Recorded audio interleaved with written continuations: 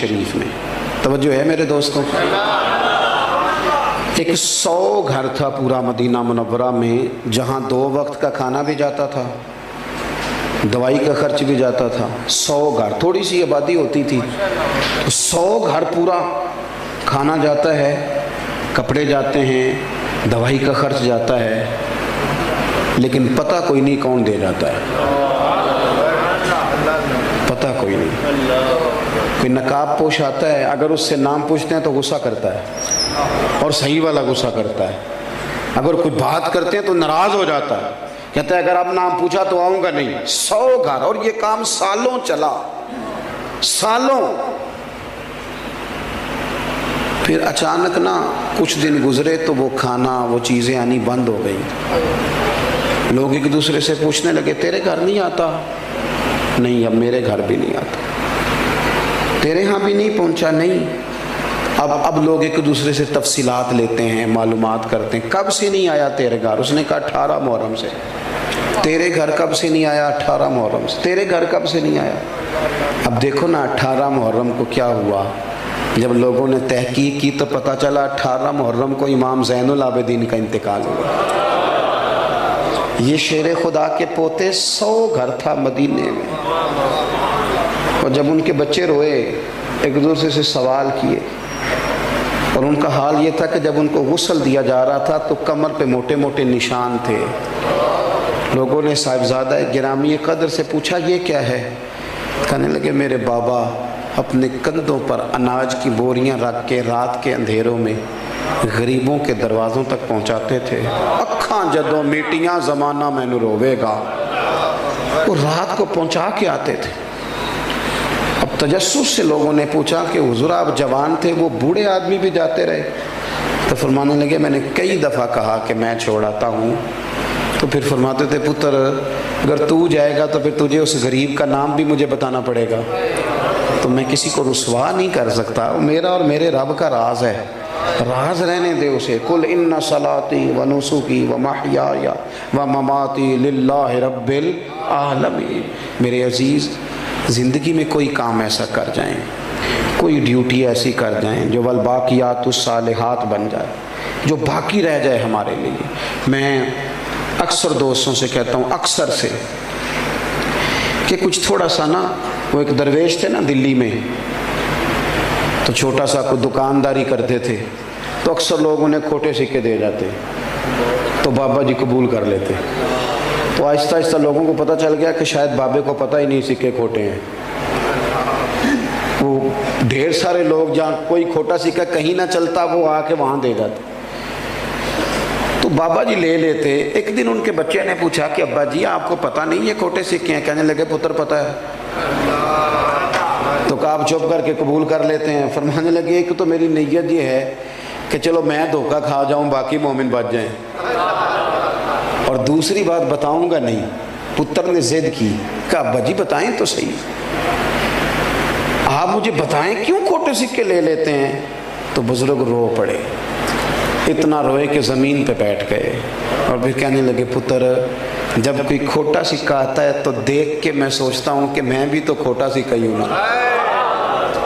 صبح قیامت جب رب کی بارگاہ میں کھڑا ہوں گا تو عرض کروں گا مالک میں نے ساری زندگی تیرے بندوں سے کھوٹے سکے لیے ہیں، تو بھی ایک کھوٹا سکہ قبول کر لے.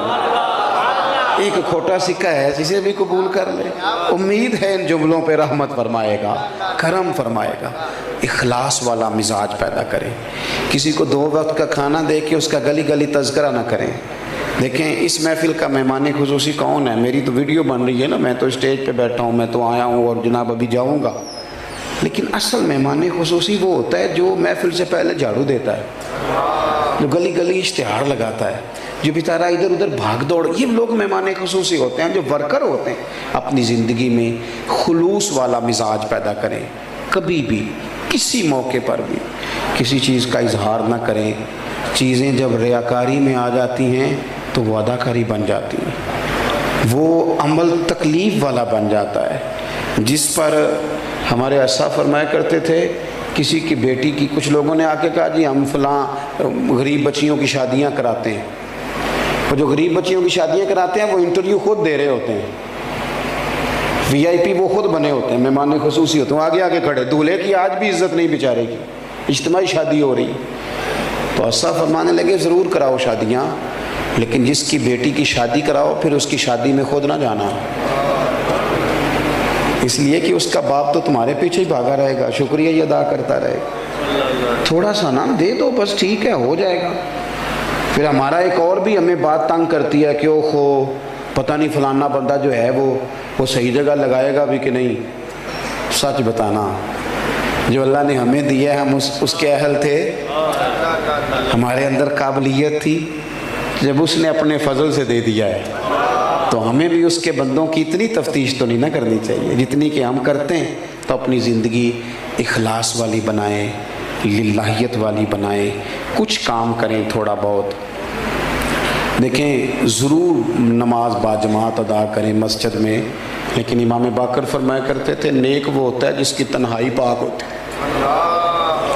اکیلے میں جو بندہ نیک ہوتا ہے، اپنی تنہائی میں بھی کچھ وظائف پڑھیں، کچھ تھوڑے سے پیسے چھپا چھپو کے ادھر ادھر کسی کو پتہ نہ ہو، وہ اللہ کی راہ میں خیرات کریں، کسی غریب کی مدد خالص اس لیے بھی کریں کہ میں نے کسی کو بتانا نہیں، اپنی زندگی میں مخلص ہو جائیں۔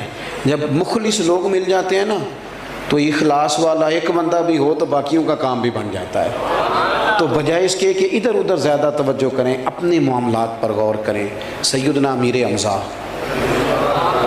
رضی اللہ اخلاص کے ساتھ انہوں نے دیکھا نا کہ حضور کو تکلیف دی ہے ابو جہل نے، تو جا کے مارا ابو جہل کے سر پہ۔ مختلف روایتیں ہیں، یہ زیادہ مضبوط ہے جو عرض کرنے لگا ہوں۔ جا کے ڈنڈا مارا اور کہنے لگے میں نے بھی حضور کا دین قبول کر لیا۔ کہتے ہیں وہاں تو محبت میں یہ نا بھائی کے بچے بڑے پیارے ہوتے ہیں، بھائی بھی بڑے پیارے ہوتے ہیں، لیکن وہ بندہ پھر اپنے بچوں کے سامنے تھوڑی بہت کر بیٹھتا ہے نا باتیں شاتیں، تو پھر وہ کھل کے اظہار نہیں کر پاتا۔ وہ ہمارے چچا کو ضرورت پڑ گئی تھی 1-2 لاکھ روپے کی، تو ہمارے ابا جی کا بڑا دل کر رہا تھا دینے کو، تو ہمیں راضی کر رہے تھے، کہنے نے وہ دیکھو نا پھر 2 لاکھ منگتا ہے، میں نہیں پورا، میں کو 1.25 دیاں گا، اور میرے اپنے بھی بال نے۔ تو میں ہس پڑا، تو مجھے کہنے لگے تو کہڑی گلوں ہسنا ہے؟ میں کہ ابا جی انہیں 2 منگے، تھوڑا دل 2.5 دین نو کردا پیا ہے، لیکن وہ بھائی ہے نا جی، بھائی بھائیاں دیاں باواں ہوندے۔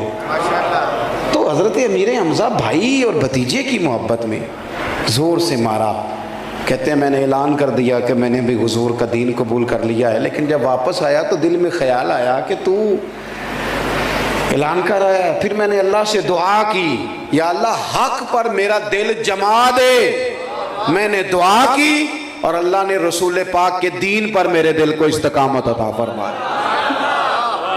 حضرت اور نبی پاک علیہ السلام نے فرمایا، مستدرک میں موجود ہے، حضور فرماتے ہیں اللہ کی بارگاہ میں حضرت امیر حمزہ اللہ اور اس کے رسول کے نام سے ان کا ذکر وہاں کیا جاتا ہے، آسمانوں میں ان کو اسد اللہ کہا جاتا ہے، اور فرمایا وہاں انہیں سید الشہداء کہا جاتا ہے۔ بڑی جاندار شہادت پیش کی۔